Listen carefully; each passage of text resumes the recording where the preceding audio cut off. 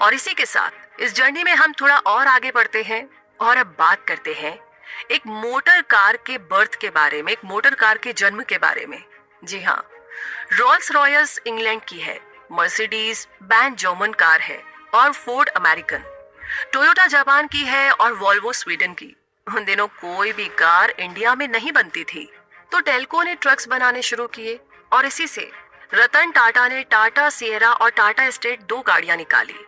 लेकिन ये मॉडल्स इतने महंगे थे कि सिर्फ अमीर और फेमस लोग ही खरीद सकते थे। तब रतन टाटा को एक 100% इंडियन फैमिली कार बनाने का ख्याल आया। 1993 यानी कि 1993 में उन्होंने एक ऑटोमोबाइल पार्ट्स मेकर की मीटिंग में पब्लिकली अपना प्लान अनाउंस किया। उन्होंने लोकल मैन्युफैक्चरर्स को इस प्रोजेक्ट में पार्ट लेने के लिए एनकरेज किया। रतन टाटा का अगला स्टेप था टेल्को में एक इंजीनियरिंग टीम को क्रिएट करना, मगर कई लोगों को शक था, डाउट था कि ये प्लान सक्सेसफुल होगा भी या नहीं। तो सबसे पहले इसके लिए बहुत ज्यादा पैसे की जरूरत थी और दूसरी बात, लोगों को लगता था कि इंडिया में फैमिली कार की कोई मार्केट है ही नहीं। और तीसरी बात, क्या वाकई में कोई कार 100% इंडियन हो सकती है? लेकिन रतन टाटा एक विजनरी थे। वो ऐसी कार चाहते थे जिसमें 5 लोगों के बैठने लायक जगह हो, क्योंकि आम इंडियन फैमिली काफी ट्रैवल करती है, तो सामान की भी अच्छे से जगह होनी चाहिए और इसके साथ ही गाड़ी इतनी स्ट्रांग हो कि इंडियन सड़कों पर सरवाइव कर सके। तो रतन टाटा अपने काम में जुट गए। उन्होंने बेस्ट इंजीनियर्स चूज किए और 120 करोड़ रुपए उन्होंने CAD यानी कंप्यूटर एडेड डिजाइन में इन्वेस्ट किए। वैसे ये काफी बड़ी इन्वेस्टमेंट थी, लेकिन उन्हें पता था कि कार के बढ़िया डिजाइन के लिए CAD कितने काम आ सकती है। तो डिजाइन फाइनल होने के बाद अगला जो स्टेप था वो था प्रोटोटाइप को रिप्रोड्यूस करना। रतन ने टेल्को फैक्ट्री के अंदर 6 एकड़ की जगह अलॉट कर दी। कई लोगों ने इस बात पर ना उनका मजाक भी उड़ाया कि रतन टाटा का एक पूरी तरह से इंडिजीनियस कार बनाने का सपना क्या वाकई में सच में पूरा होगा। लेकिन वो रतन टाटा थे, उनकी सोच भी बहुत बड़ी थी और सपने भी।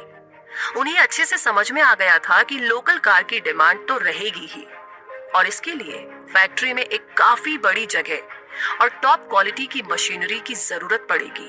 तभी कहीं से रतन को निसान ऑस्ट्रेलिया की एक कंप्लीट लेकिन अनयूज्ड असेंबली लाइन के बारे में पता चला। तो जापानीज कार मैन्युफैक्चरर इन्वेस्टमेंट के तौर पर रिटर्न पाने की बात से ही खुश हो गया था। रतन को ये सारी मशीनरी काफी लो प्राइस यानी कि 100 करोड़ में मिल गई। लेकिन अभी एक चैलेंज और बाकी था।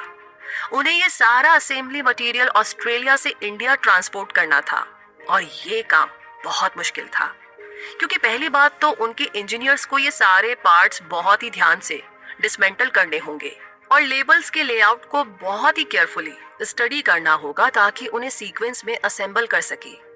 फिर हर एक पीस को अच्छे से पैक करके इंडिया भेजना था। असेंबली लाइन का टोटल वेट करीब 14,800 था, जिसके लिए 650 कंटेनर्स लगे थे। तो ये सारी मशीनरी ऑस्ट्रेलिया से इंडिया लाने में उन्हें करीब 6 महीने लगे।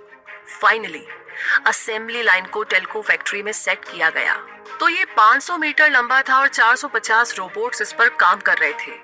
रतन टाटा पर्सनली विजिट करने आए। उन्होंने एक पार्ट देखा जिसे असेंबल करने के लिए एक इंजीनियर को अप एंड डाउन जाना पड़ रहा था। अगर फैक्ट्री में रोज की 300 कारें बनेगी तो इसका मतलब था कि उस इंजीनियर को 600 बार ऊपर नीचे जाना पड़ेगा। तो रतन टाटा ने एक रोबोट को उस पर्टिकुलर पार्ट को मॉडिफाई करने का ऑर्डर दिया। हम नहीं चाहते कि हमारे लोग इस तरह की कमर तोड़ वाला काम करें, रतन टाटा बोले। उन्होंने ये भी नोटिस किया कि उनके कुछ इंजीनियर्स को हर रोज 500 मीटर की असेंबली लाइन के ऊपर से जाना पड़ता है।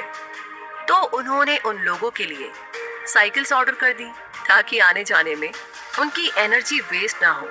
तो इस तरीके से 1998 यानी कि 1998 के कार एग्जीबिशन में रतन टाटा ने खुद कार चलाई, जो कि पूरी तरह से इंडिया में बनी थी। दूसरी कार ब्रांड्स ने ब्रांडिंग के लिए खूबसूरत मॉडल्स को रखा हुआ था और उनके प्रोडक्ट्स रोटेटिंग प्लेटफॉर्म्स पर डिस्प्ले के लिए रखे गए थे। लेकिन टाटा वालों का स्टॉल सबसे अलग था। मेल मॉडल्स ने पगड़ी और फीमेल मॉडल्स ने साड़ी पहनी हुई थी। कुछ स्कूली बच्चे भी हाथों में तिरंगा लिए खड़े थे। उसके बाद रतन टाटा ने बहुत ही सम्मान और बहुत ही प्राउड से इंडियन कार में एंट्री की। एक आदमी ने कमेंट किया, वाओ, ऐसा लग रहा है जैसे कोहिनूर गाड़ी में बैठकर आ रहा है। तो रतन टाटा ने अपनी इस नई कार का नाम रखा इंडिका। लॉन्च के 1 महीने बाद ही इंडिका ने 14% मार्केट शेयर पर होल्ड कर लिया था। लेकिन एक बड़ी प्रॉब्लम आ रही थी, कई सारे यूनिट्स डिफेक्टिव निकल रहे थे। टाटा मोटर्स ने पूरे 500 करोड़ रुपए खर्च करके इस प्रॉब्लम को फिक्स किया। उन्होंने पूरे देश के अंदर कस्टमर केयर कैंप खोले जहां पर कस्टमर्स फ्री में डिफेक्टिव पार्ट्स को रिपेयर करवा सकते थे। रतन टाटा ने अपने सारे कस्टमर्स को यकीन दिलाया कि उनकी गाड़ियों को ठीक कर दिया जाएगा। लेकिन इसके बावजूद भी बहुत से लोगों को अभी भी ना अपने देश की बनी हुई चीजों पर डाउट था। लोग बोल रहे थे कि इंडिका देश में बनी है, इसीलिए इसके पार्ट्स इतने डिफेक्टिव निकल रहे हैं। आम जनता की राय से रतन टाटा को बहुत मायूसी हुई और फिर टाटा मोटर्स इंडिका का न्यू वर्जन इंडिका 2.0 यानी इंडिका V2 लेकर आया। और इस नई कार के साथ ही रतन टाटा ने यह साबित कर दिया था कि हम लोग भी 100%, 100% इंडियन लेकिन वर्ल्ड क्लास क्वालिटी की कार्स बनाने की पूरी काबिलियत रखते हैं। ये नया मॉडल पहले वाले से हर हाल में बेहतर था। बीबीसी ने इवन इसे बेस्ट कार का अवार्ड भी दिया। इसने कई सारे मार्केट सर्वे भी जीते। तो इस पॉइंट पर आकर के टाटा मोटर्स फुल फॉर्म में चलने लगी थी। रतन टाटा लोगों को ये मैसेज देना चाहते थे कि अगर हमें खुद पर यकीन है तो नामुमकिन कुछ भी नहीं है। वो देश के यंग इंजीनियर्स को ये विश्वास दिलाना चाहते थे कि हम इंडियंस भी वर्ल्ड क्लास चीजें बना सकते हैं। वो सारे हिंदुस्तानियों को खुद पर यकीन रखना सिखाना चाहते हैं। रतन टाटा से पहले किसी ने भी एक फुली इंडियन मेड कार के बारे में कभी नहीं सोचा था। लेकिन आज टाटा मोटर्स पूरी दुनिया में इंडिया का झंडा फहरा रहा है। तो इस तरीके से इंडिया ने वर्ल्ड क्लास कार बनाई। और अब आगे बढ़ते हैं और बात करते हैं इस जर्नी में द टाटा कल्चर के बारे में। जी हाँ, कैपिटलिज्म विद अ हार्ट यानी कि टाटा कल्चर का मकसद सिर्फ चैरिटी करना नहीं बल्कि सोशल वेल्थ को बिल्ड करना है। टाटा ग्रुप ये मानता है कि अगर कम्युनिटी ग्रो करती है तो बिजनेस भी आगे बढ़ेगा। 1982 यानी कि 1982 में जमशेद जी ने कुछ लोकल डॉक्टर्स को फाइनेंशियल हेल्प दी ताकि वो लोग इंग्लैंड जाकर के हायर एजुकेशन ले सके। उन लोगों से जमशेद जी ने कहा कि ये पैसा लोन समझकर ले लीजिए और बाद में धीरे धीरे वापस कर देना। तो जमशेद जी ने ये भी बोला कि जो लोन मिलेगा वो पैसा दूसरे लोकल डॉक्टर्स के काम आएगा। और इस तरीके से J N Tata endowment for higher education of Indians की नींव रखी गई। और इन 100 सालों में करीब 5000 से भी ज्यादा लोगों को इंस्टीट्यूट ने बाहर जाकर के स्टडी करने का मौका भी दिया। और ये लोग खुद को जे एन टाटा स्कॉलर कहलाने में प्राउड फील करते हैं। तो अब सवाल यहाँ पर ये है कि टाटा ग्रुप बाकी बिजनेसेस से डिफरेंट कैसे है जो कि अपनी कॉर्पोरेट रिस्पॉन्सिबिलिटी को पूरा करते हैं। क्योंकि टाटा ग्रुप का कभी भी ये गोल नहीं रहा कि वो दुनिया का सबसे अमीर या सबसे बड़ा बिजनेस ग्रुप बने। टाटा ने हमेशा ही लोगों को देने में यकीन रखा है। जब उन्होंने नागपुर में एम्प्रेस मील खोली थी तो जमशेद जी ने कुछ ऐसा किया था जो वेस्टर्न कंट्रीज में भी नहीं होता था। उन्होंने अपने एम्प्लॉयज को पेंशन प्लान देने की एक नई शुरुआत की थी क्योंकि वो हमेशा यही मानते थे कि सोसाइटी की भलाई में ही उनकी भलाई है। टाटा ग्रुप का मकसद सिर्फ पैसा कमाना नहीं है। जमशेद जी ने हमेशा सोसाइटी में कंट्रीब्यूट करने की कोशिश की तो हमारे देश को बाहर से चीजें इंपोर्ट ना करनी पड़े, यही सोच करके उन्होंने एक स्टील प्लांट भी खोला था। और उनका आर्टिफिशियल लेक एक बड़ा ही एम्बिशियस प्रोजेक्ट था। वो चाहते तो उस पैसे से कोई दूसरा बिजनेस खोल सकते थे, लेकिन उन्हें पता था कि इंडिया को हाइड्रो इलेक्ट्रिसिटी पावर में इंडिपेंडेंट होने की कितनी ज्यादा जरूरत है। उन्हें ये भी पता था कि कंट्री को इंजीनियर्स और साइंटिस्ट की बहुत जरूरत है। इसीलिए तो उन्होंने अपनी प्रॉपर्टीज को बेच करके एक साइंस इंस्टीट्यूट शुरू किया। तो 1986 यानी कि 1986 में जमशेद जी ने फंड जमा करने के लिए बॉम्बे में 4 लैंड टाइटल्स और 17 बिल्डिंग्स बेच दी थी।